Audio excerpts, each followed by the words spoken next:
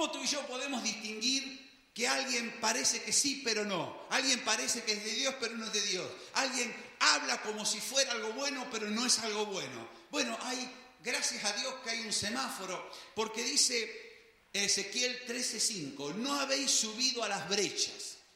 ¿Qué significa esta expresión, las brechas? Bueno, antiguamente las ciudades tenían murallas. Las murallas protegían la ciudad. Hoy en día no nos hace falta, pero antes, si tú vivías en una ciudad, estabas seguro porque había una muralla que te protegía. Ahora, si por algún casual la muralla tenía una brecha, había que o taparla o poner un guardia. Cuando venía un ejército, el ejército se encontraba con una muralla, pero si en la muralla había una brecha, tenían que poner ahí un soldado, varios soldados, porque en la brecha iba a ser el lugar por donde el enemigo iba a atacar. Y Dios dice a estos falsos profetas, no os habéis puesto en la brecha, no os habéis puesto a cubrir el lugar por donde el enemigo puede atacar a mi pueblo. ¿Cómo se traduce esto para nosotros? Imagínate que tú eres un creyente muy bueno, eres un buen creyente, eres un buen obrero de la iglesia, tienes un ministerio, tú estás dando fruto, pero de pronto tienes un pecado. Hay un pecado en tu vida. Hay algo que no es de Dios en tu vida. Hay algo que no va como Dios quiere. ¿Qué es lo que hace un falso profeta? Viene y te dice, oh, siervo del Altísimo, ungido de Jehová, Dios te usará para grandes cosas porque sus planes contigo sobrepasan todo lo que te han dicho y lo que has soñado. Tu vida será de bendición en bendición, irás de gloria en gloria, conquistarás los postreros extremos de la tierra, bla, bla, bla. Pero tú te pega un subidón maravilloso eso. Pero no te dice, esto acontecerá si arreglas tu cuenta pendiente con Dios, porque tienes una gotera en el techo, tienes un agujero en el cubo, tienes una brecha en tu vida, y si la brecha la descuidas, por más que seas maravilloso, el enemigo vendrá y te pegará un sablazo. Estos falsos profetas no se ponen en la brecha. Estos falsos profetas nos dicen, mira, todo bien, pero hay que corregir esto. Cierra la brecha, asegura tu vida, resuelve la cuenta pendiente. Todo va bien, pero cambia tu manera de pensar en este asunto para que el enemigo no tenga oportunidad. El falso profeta no te dice, oye, tu vida es preciosa, pero deja de acostarte enojado porque le estás abriendo un lugar a Satanás. Dice también en Ezequiel 13:5, dice, no habéis edificado un muro alrededor de la casa de Israel para que resista firme en la batalla en el día de Jehová. Dice que estos falsos profetas no te ayudan a levantar un muro, no te ayudan a estar protegido. Dice la palabra de Dios que el que es nacido de nuevo no practica el pecado porque Jesucristo lo guarda y el maligno no lo toca. Los falsos profetas no ayudaban a que el pueblo tuviese un muro en condiciones. Y si un pueblo no tiene un muro en condiciones, es un pueblo fácil de derrotar en el día de la batalla. Pero cuando un creyente guarda su vida en la palabra de Dios, es como una ciudad amurallada. Cuando viene el enemigo, resiste y vence. Dale un aplauso al que puede edificar tu vida.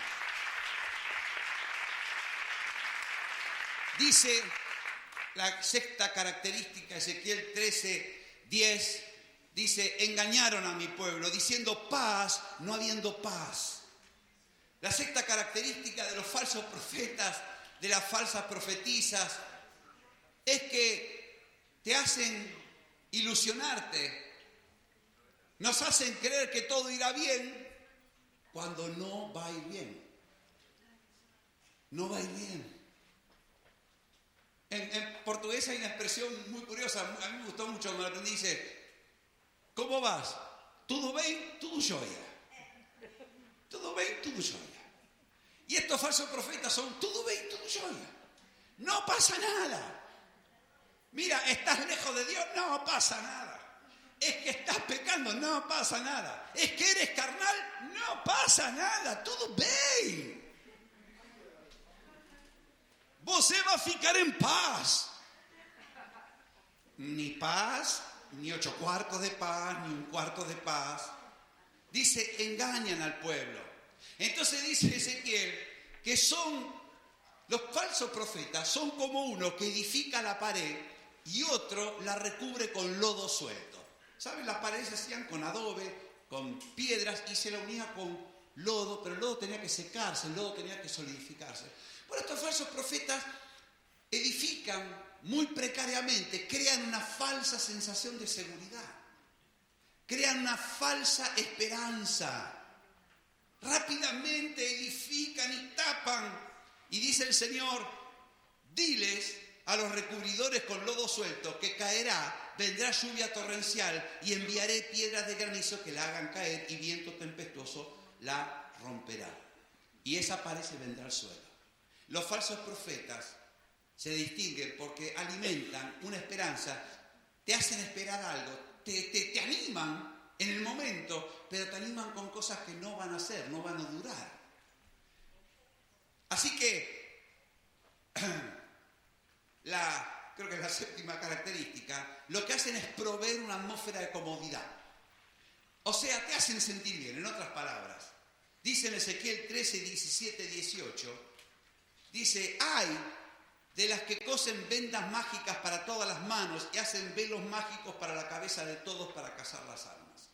Y otra traducción de estas palabras dice, ay de las que hacen almohadones.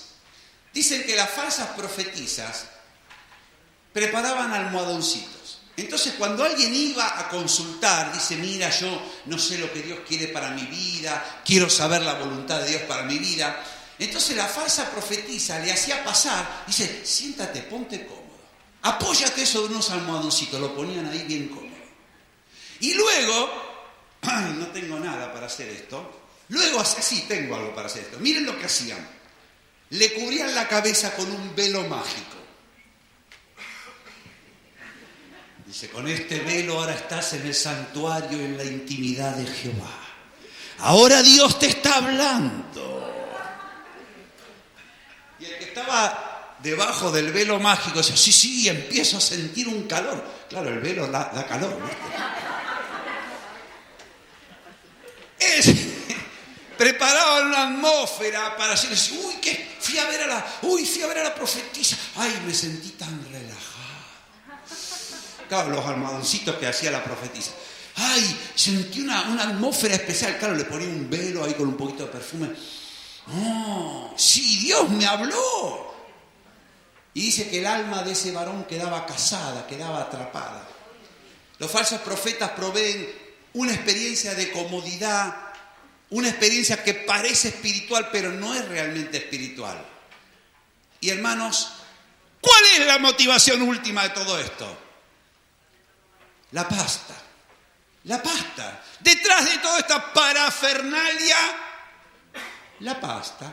Dice en Ezequiel 13, 19, habéis de profanarme entre mi pueblo por puñados de cebada y por pedazos de pan.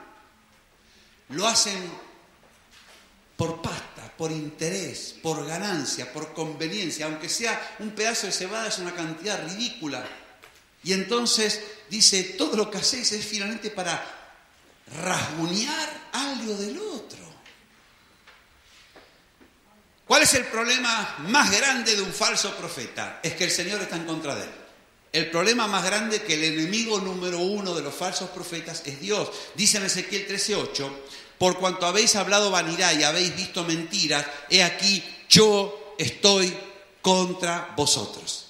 Ezequiel 13:9 dice, estará mi mano contra los profetas que ven vanidad y adivinan mentira. No estarán en la congregación de mi pueblo, no serán inscritos en el libro de la casa de Israel, no volverán a la tierra de Israel y sabrán que yo soy el Señor de Israel. El gran problema de estos falsos profetas es que se ponen al Señor de enemigo. Y Dios dice, pues yo voy a por ustedes.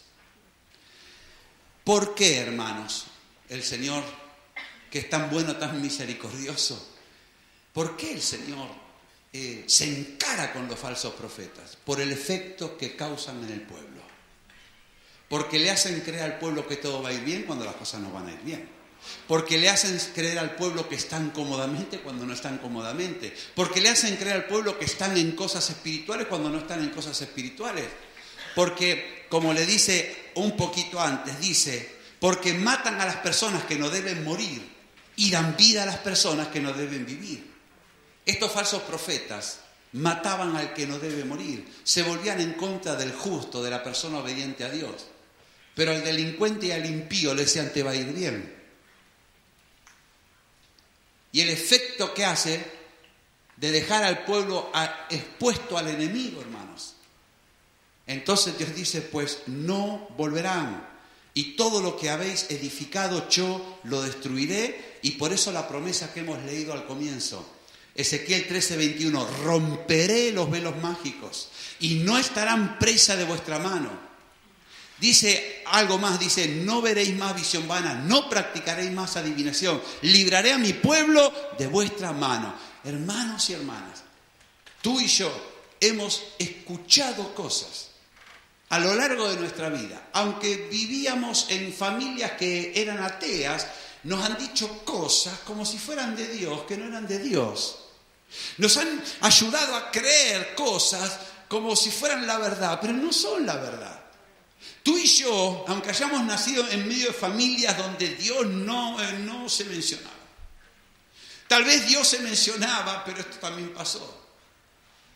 Y hermano y hermana, tal vez mi familia, tu familia es creyente, pero también esto puede ocurrir.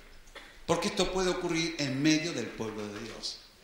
La buena noticia que tenemos en esta mañana es que el Señor ha prometido que si permanecemos en su palabra, permanecemos en su palabra, vamos a ser de verdad sus discípulos, vamos a aprender de verdad.